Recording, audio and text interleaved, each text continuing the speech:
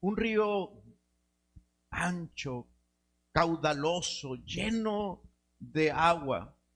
Un río que en el acostumbra llevar un gran caudal de agua.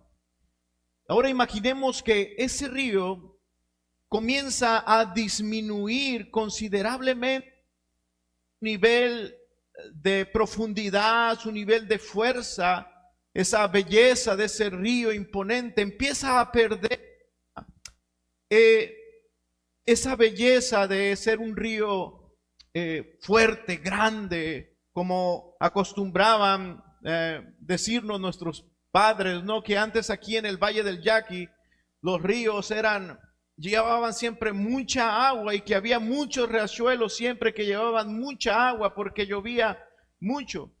Ahora imaginen que ese río comienza a disminuir su caudal progresivamente.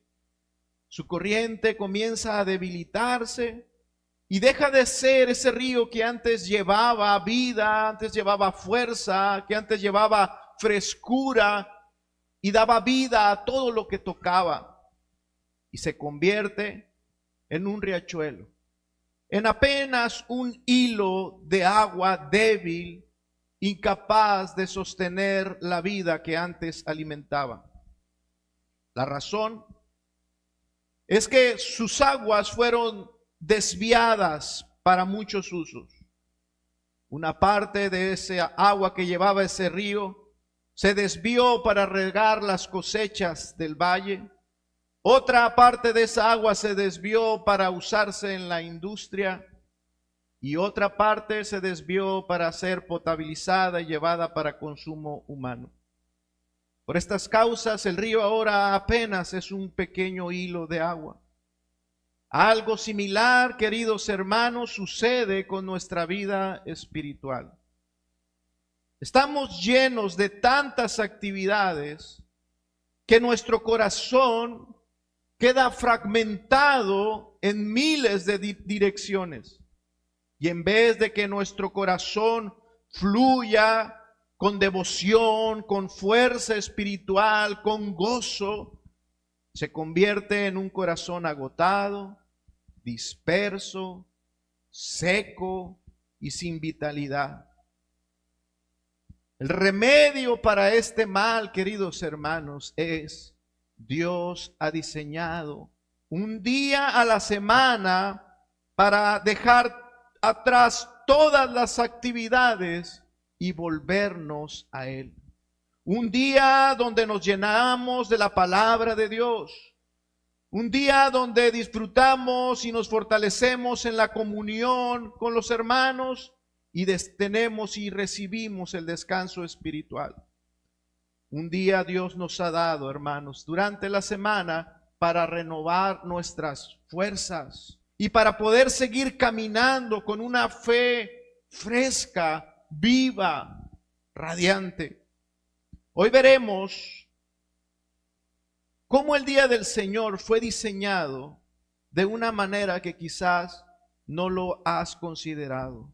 El día del Señor como un regalo de gracia y no como una carga religiosa. Atendamos la palabra del Señor, dice el libro del profeta Isaías, capítulo 58, verso 13. Si retrajeres del día de reposo tu pie, de hacer tu voluntad en mi día santo, y lo llamares delicia, santo, glorioso de Jehová, y lo venerares, no andando en tus propios caminos, ni buscando tu voluntad, ni hablando tus propias palabras, entonces te deleitarás en Jehová, y yo te haré subir sobre las alturas de la tierra, y te daré a comer la heredad de Jacob tu padre, porque la boca de Jehová lo ha hablado. El día del Señor, el día domingo, para muchos ha dejado de ser lo que acabamos de leer. Para muchos ha dejado de ser ese día santo y se ha convertido en otro día más para correr, para desarrollar las actividades que hacemos el resto de la semana. Un día más para dispersarnos en las cosas comunes. Un día más para fragmentar nuestro corazón en muchas actividades. El domingo ha dejado de ser delicia y se ha convertido en un yugo opresor para algunos. Pero para los que aman al Señor, la Escritura lo describe como un oasis en medio del desierto, como una delicia. El día del Señor, iglesia, es un regalo. Es un regalo de gracia para el hombre. Vivimos en una era donde se idolatra la independencia, el ser autónomos, el que nadie nos diga qué hacer y lo podemos hacer todos nosotros. Y creemos que nosotros tenemos el deber de hacer todo siempre. Hermanos, esto no es así.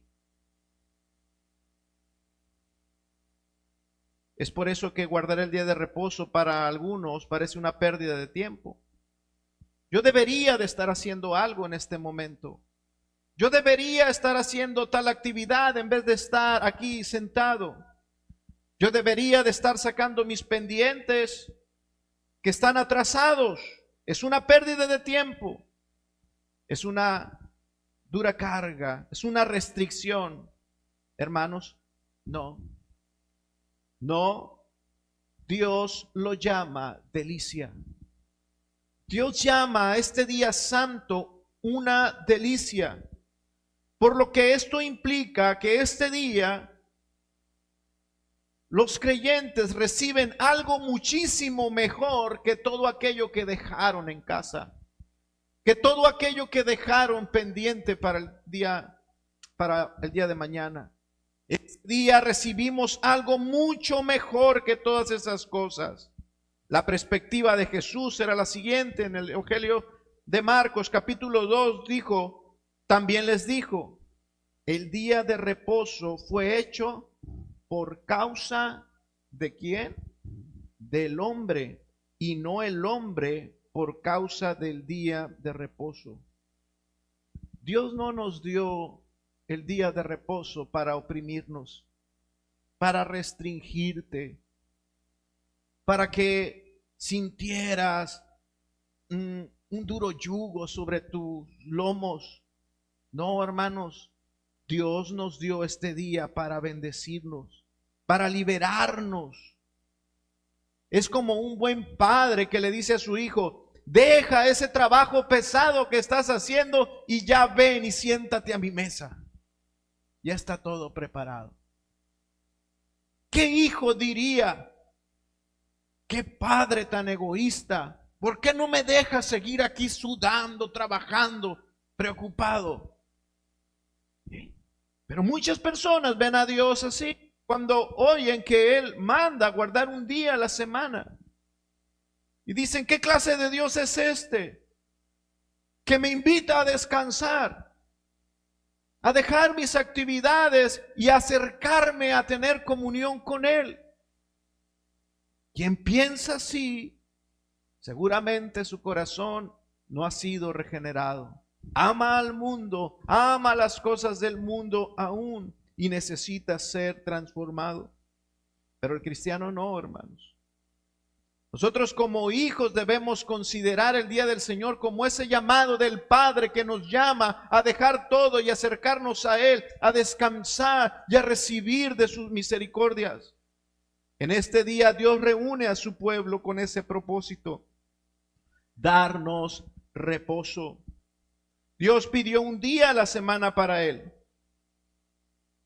por causa del hombre. No porque Él necesite descansar, no porque Él necesite más adoración, no porque Él necesite más gloria, por causa tuya. Sino porque en este día Él derrama de su gracia de manera especial sobre su pueblo. Él quiere bendecirte. Él quiere fortalecerte. Él ve cómo nos dispersamos durante la semana y sabe que pronto Nos dispersamos de tantas maneras que apenas parecemos ese hilo de agua que está a punto de desaparecer. 6 días trabajarás. El séptimo día será reposo. Esa invitación de venir a Él, hermanos, para volver a llenarnos y fortalecernos. El día de reposo es un regalo de Dios para su pueblo. Thomas Watson decía, el día de reposo es un día de bendición. Mientras el mundo corre, el creyente descansa en Dios y recibe provisión celestial. El mercado del alma abre sus puertas en este día y el cristiano viene a obtener gratuitamente las delicias celestiales. ¿Es una delicia para ti este día? Los reformadores entendían que este día no era un peso, sino un regalo. Calvino decía, el día de reposo no fue instituido para oprimir a los hombres, sino para conducirlos a Cristo. Richard Baxter lo describía como el día del gran banquete espiritual. Todos ellos coincidían en que este día es un acto de gracia de Dios para aquellos que son su pueblo. Dios los invita a acercarse a Él para renovarlos. Así que, hermanos, decir que amamos la sana doctrina, la doctrina reformada, sin guardar el día del Señor, es como presumir que tenemos en nosotros un árbol frondoso, pero a la vez estamos cortando sus raíces semana tras semana. Estoy en una iglesia de sana doctrina y te glorías en que estás cobijado bajo un árbol frondoso, pero cuando desprecias el día del Señor, que es el fundamento, la adoración, la centralidad en la palabra, y estás cortando sus raíces. Es lo mismo que decir que ahora estás mejor, que estás en un mejor lugar, en una mejor iglesia. Piensas que estás mejor porque acudes a una iglesia que cree en la centralidad de la palabra, pero te ausentas de los estudios y no estás presente cuando la palabra se abre. ¿Qué de reformado tiene eso? ¿Qué de bíblico tiene eso?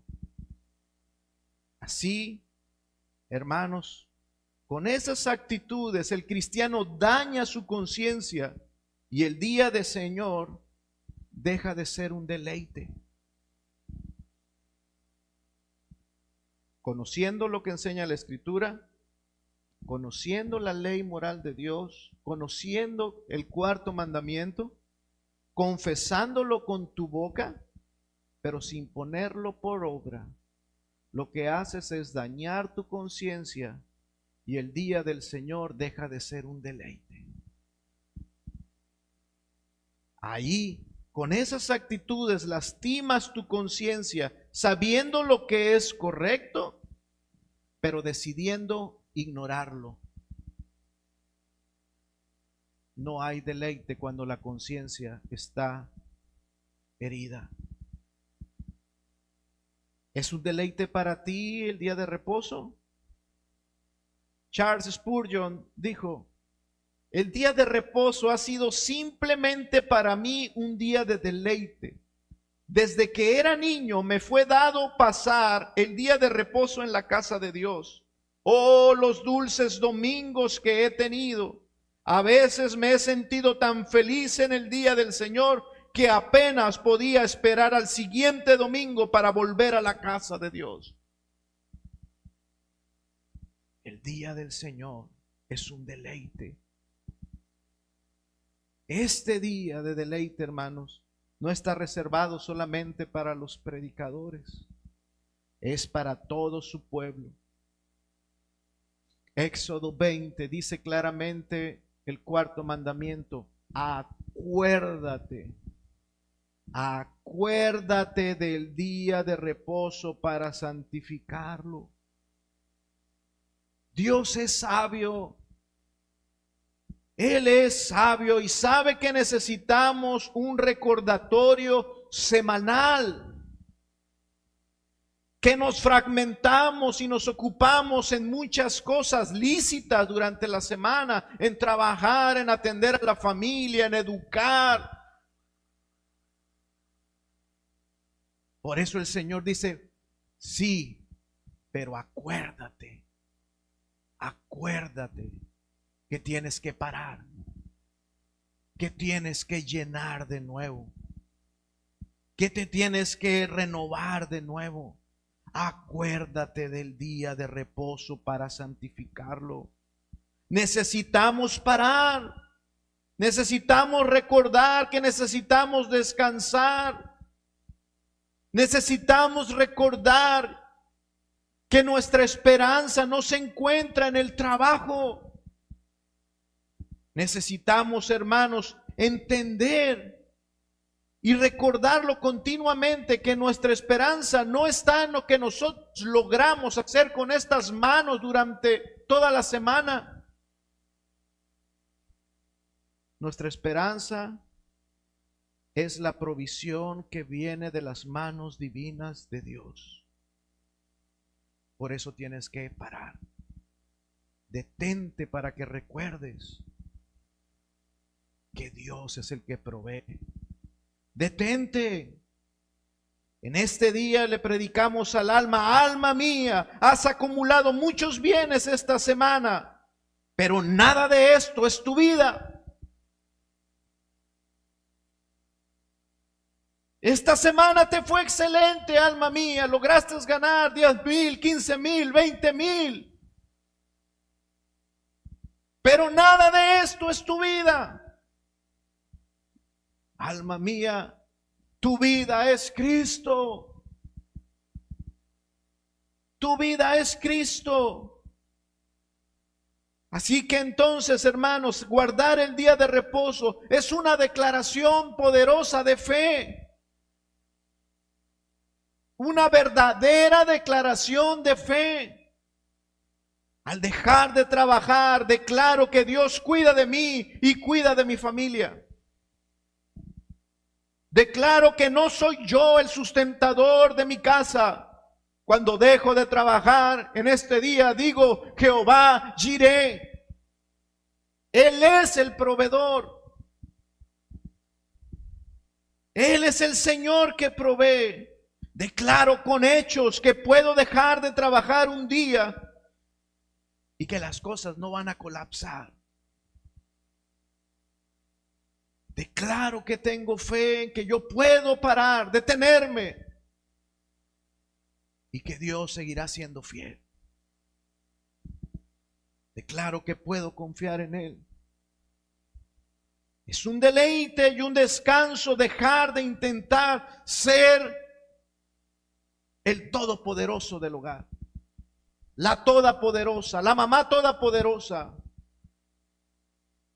el padre todopoderoso, el trabajador todopoderoso, el que resuelve todo. Es un deleite parar y dejar de intentar ser tu propio Salvador. Dejar tus manos, parar tu obra y decir, Dios está en control.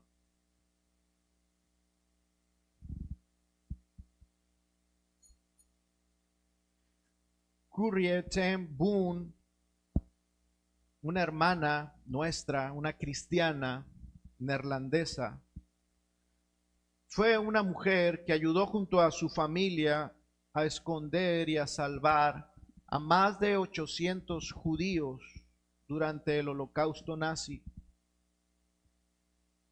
Esta mujer fue presa y fue llevada a los campos de concentración nazi y fue una de las pocas sobrevivientes.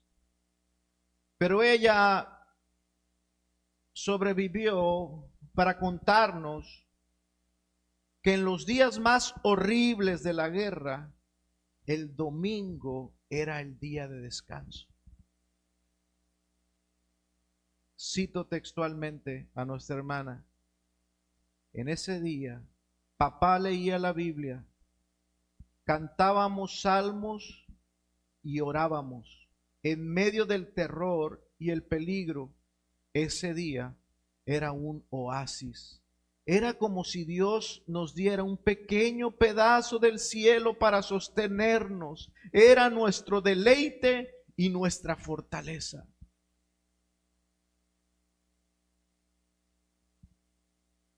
Ya sea Israel en el desierto, o Spurgeon en un púlpito, o una familia en un escondite durante la persecución nazi, todos los santos a través de la historia han encontrado que este día no era una carga, era un deleite, un regalo de gracia. Y esa misma promesa, hermanos, de la cual estos hombres mencionaban, es para nosotros.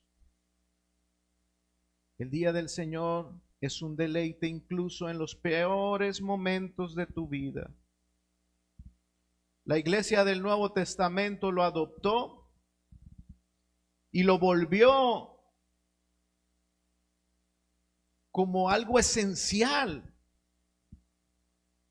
La iglesia en el Nuevo Testamento adoptó ese día y lo vivió con una intensidad que transformó su realidad. Y eso mismo puede ocurrir y debiera ocurrir con nosotros. Les invito a que vayamos y veamos a la iglesia que se reunía en el día del Señor en el Nuevo Testamento, Hechos capítulo 2. Verso 41 al 46, Hechos capítulo 2, verso 41, aparece en sus pantallas. Así que los que recibieron su palabra, dice, fueron bautizados, y se añadieron aquel día como 3,000 personas, y perseveraban en la doctrina de los apóstoles, en la comunión unos con otros, en el partimiento del pan y en las oraciones. Y sobrevino temor a toda persona, y muchas maravillas y señales eran hechas por los apóstoles. Todos los que habían creído estaban juntos y tenían en común todas las cosas, y vendían sus propiedades y sus bienes y los repartían a todos según la necesidad de cada uno, y perseverando unánimes cada día en el templo y partiendo el pan en las casas, comían juntos con alegría y sencillez de corazón. Alegría, gozo. La iglesia primitiva no veía este día como una obligación, sino como una gran celebración. ¿Quién va a una celebración con la cara aguada? Con la quijada caída. Hermanos, la iglesia primitiva celebraba, se gozaba en este día. ¿Y cuál fue el resultado? Hermanos, fueron resultados gloriosos. Cuando el día del Señor es un deleite. Dice el verso 47, y el Señor añadía cada día a la iglesia los que habrían de ser salvos. Este capítulo 2 del libro de Hechos, hermanos, nos muestra los 4 pilares de una reunión dominical. Dice, ellos perseveraban, primeramente dice, en la doctrina de los apóstoles. Esto nos habla de que no se juntaban para tener conversaciones casuales, hermano. La iglesia venía a perseverar en la enseñanza, en la instrucción profunda de la palabra. Así guardaban el día del Señor. Tenían intención, interés en escuchar la voz de Dios por medio de su palabra. Ese era el momento en que Dios hablaba, el momento en que Dios corregía, el momento en que Dios alentaba y dirigía a su iglesia por medio de la doctrina enseñada por sus ministros. Venimos a Cristo y venimos a escucharlo. Y es un gozo escuchar la voz del Señor. Por eso se alegraban y estaban gozosos, alegres de corazón, porque acudían a escuchar la voz de Cristo por medio de sus ministros. Los cristianos se exponían en ese día a la predicación de la palabra para reavivar las brasas de su fe. ¿Y por qué era tan vital para ellos? ¿Y por qué debiera de ser esto tan vital para nosotros, hermanos?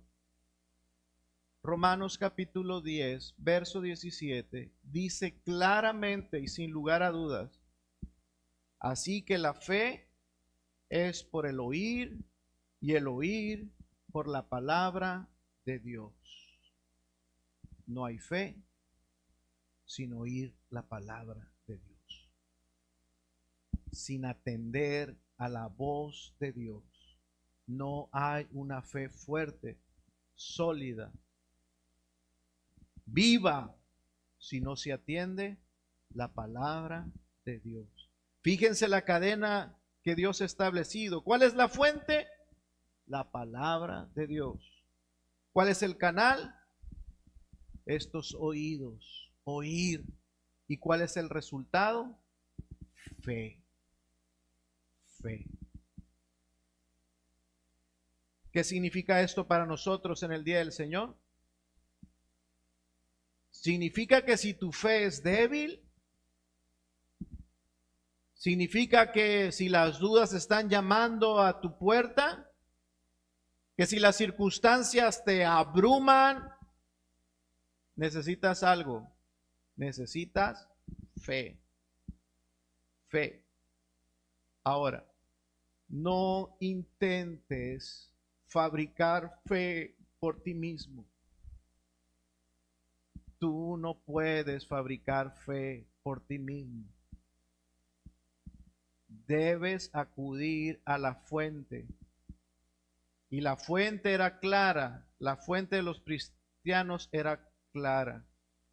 Acudían, perseveraban en la doctrina de los apóstoles, en atender la enseñanza. Por eso la fe de los primeros cristianos, hermanos, era una fe robusta, fuerte, sólida, era un río caudaloso, porque perseveraban cada día del Señor en atender las enseñanzas de la Escritura, en atender las palabras de Cristo. Ellos tenían esa clase de fe, hermanos, porque se exponían a la predicación fiel de la palabra. Es que a mí también Dios me habla. No se hagan muchos maestros entre vosotros, sabiendo que recibiréis mayor condenación.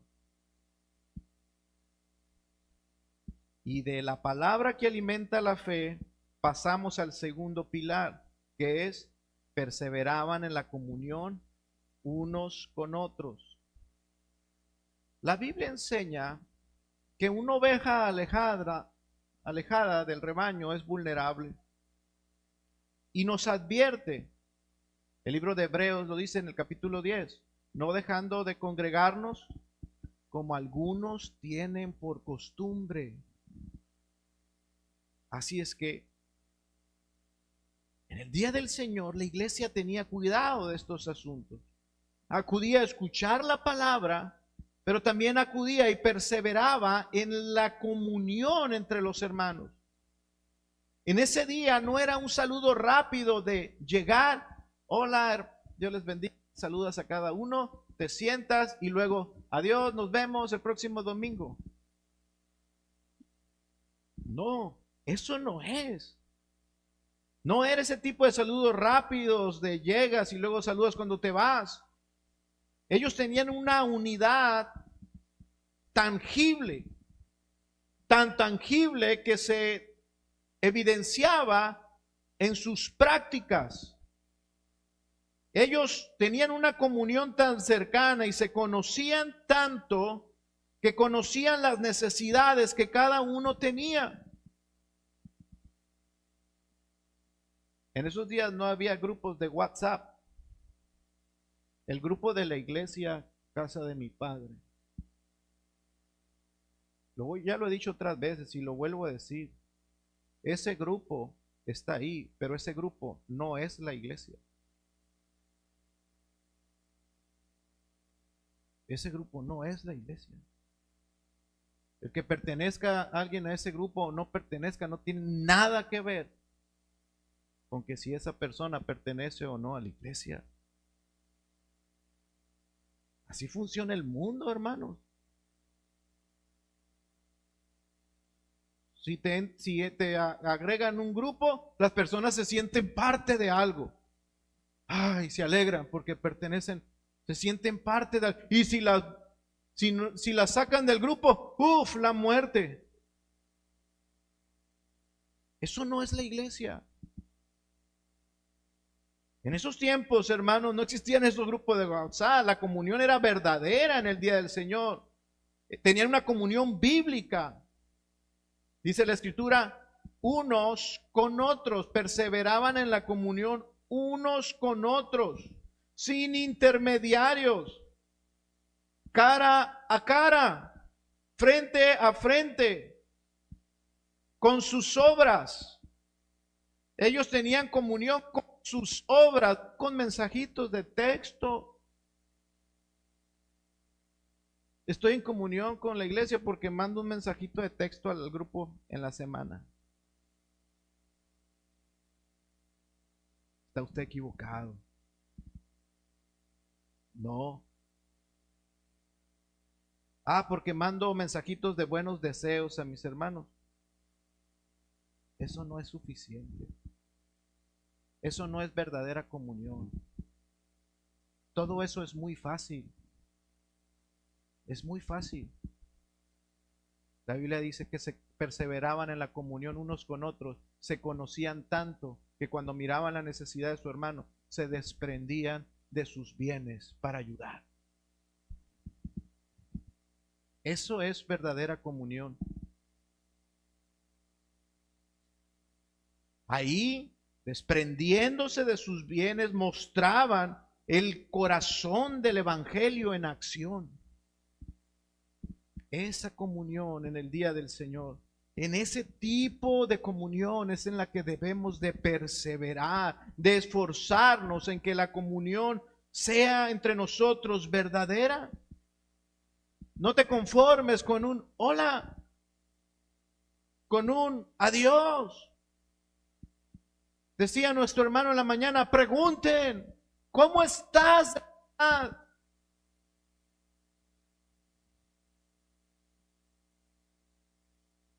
No termina el servicio y digas adiós, nos vemos, hoy no podré quedarme. Un hilo, un riachuelo casi seco. Y no te quedas a llenarte. Un corazón disperso. Y todavía te marchas a dispersarte más, a vaciarte más.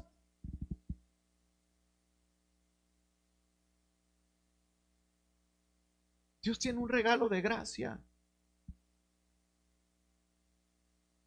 Y la iglesia lo desprecia. Quédate. Mira a los ojos a los demás. Permite que otros conozcan tus luchas.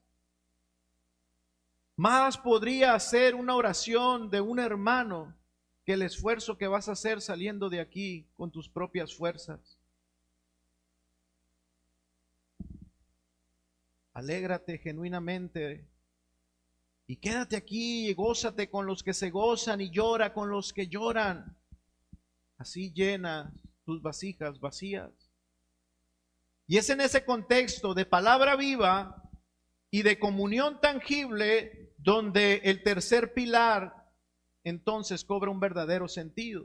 Dice que ellos también perseveraban en el partimiento del pan, en la Santa Cena. Perseveraban en esto. Lo que la iglesia primitiva hacía cada día del Señor, hermanos, al tomar el pan y el vino, no era un simple ritual. Para esos primeros cristianos,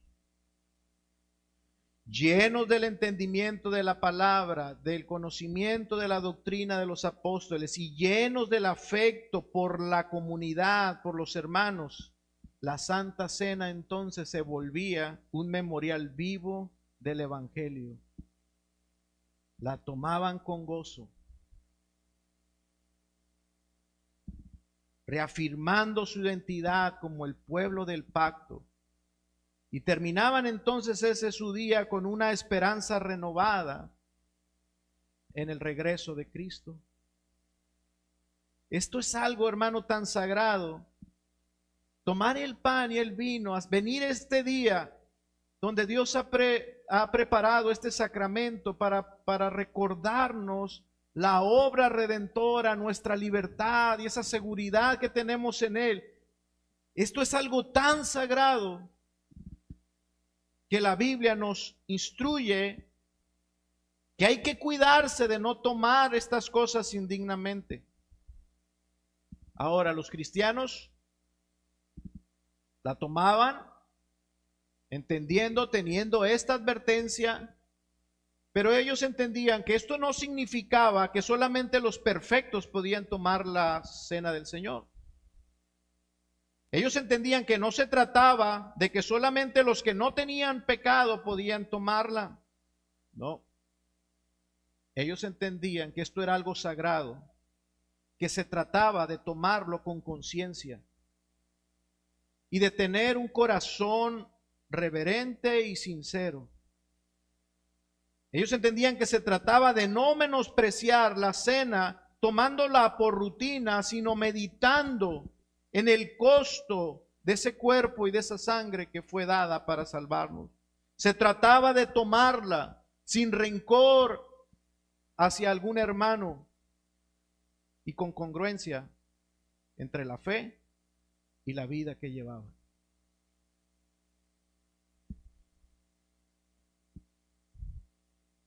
¿Qué más pueden hacer los cristianos después de haber escuchado la palabra, después de haber experimentado el amor de la familia de la fe y después de haber recordado el sacrificio por medio del pan y del vino? ¿Qué más podría hacer la iglesia primitiva?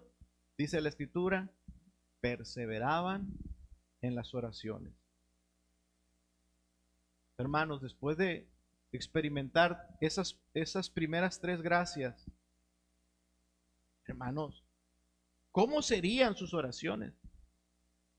Yo les aseguro que no eran oraciones frías, ni repetitivas, ni mecánicas. Eran oraciones alimentadas por toda esa gracia que acababan de recibir.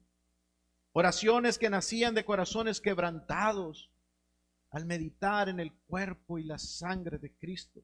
Oraciones que fluían de gozo por estar en compañía de los santos redimidos. Oraciones que brotaban llenas de gratitud por ese sacrificio. Oraciones que se elevaban llenas, hermano, del Espíritu por haber escuchado su palabra. La oración congregacional, hermanos, es un privilegio. Yo también oro en mi casa. Hermanos, esa oración, esa frase, cuando alguien dice, yo también oro en mi casa. Uy, hermano, cuidado. Menosprecia. ¿Qué veníamos en la mañana? Que hace común aquello que es santo. Tú puedes orar en tu casa toda la semana si tú quieres. Pero este día el Señor lo bendijo. Y la oración que se hace en este día en compañía de los santos no es la misma oración común que tú haces durante la semana. No hagas común lo que Dios ha santificado. Si nos enseñaba nuestro hermano en la mañana. La oración congregacional es un privilegio, es un regalo de gracia, es un refugio, es una bendición que Dios mismo nos concede para avivar de manera especial nuestros corazones. Cuando la iglesia ora junta, hermanos, la llama se aviva, las brasas que están a punto de extinguirse, los riachuelos secos, se unen y lo que es pequeño se hace mayor. La llama se aviva, el desánimo retrocede, el alma se consuela, la fe se robustece, se fortalece.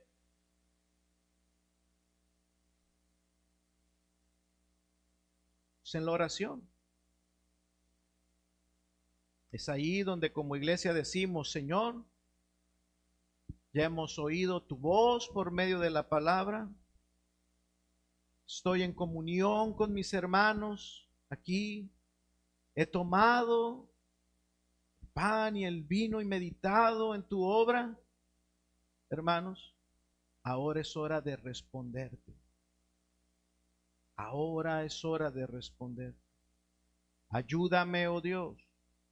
Ayúdame ahora y dame el poder para vivir lo que he escuchado de tu voz, de tu boca.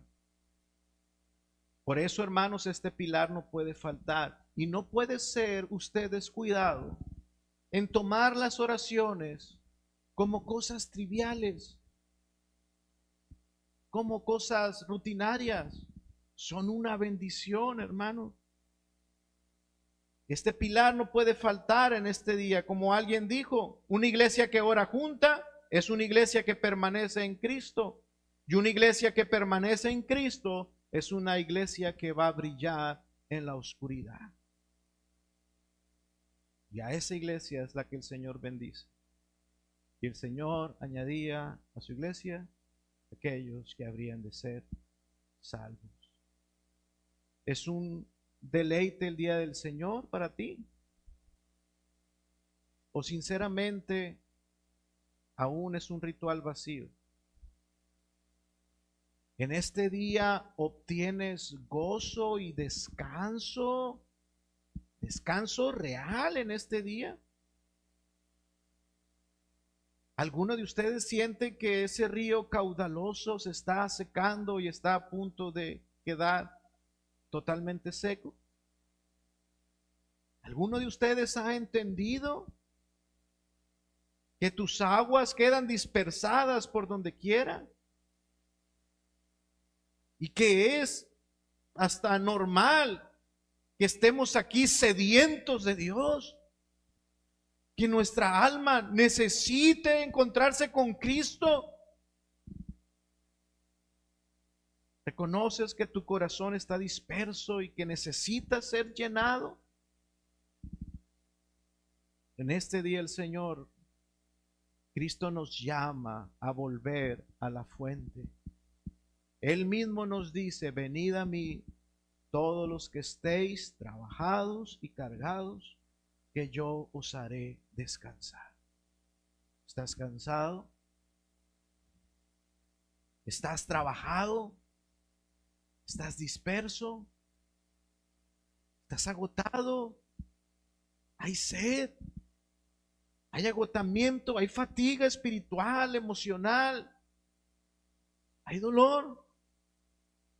No importa cuán seco, tan cansado, cuán disperso llegaste.